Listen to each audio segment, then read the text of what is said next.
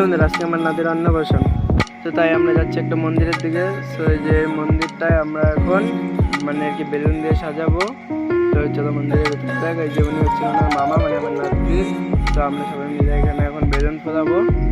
এই যে বেলুনের প্যাকেট দেখতে পাচ্ছ, কত সুন্দর বেলুন।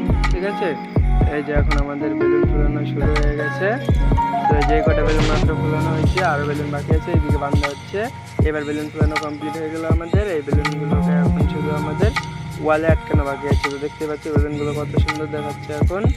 তো এই যে এটাও থাকবে সাথে, এটা হচ্ছে গিয়ে মানে আর কি একটা জাস্ট মানে আর কি বলা যায় এটাকে, এটা হচ্ছে গিয়ে ধরো একটা আর কি ফ্যাশনের জন্য সৌন্দর্য। এখানে লেখা আছে অন্নপ্রাশন।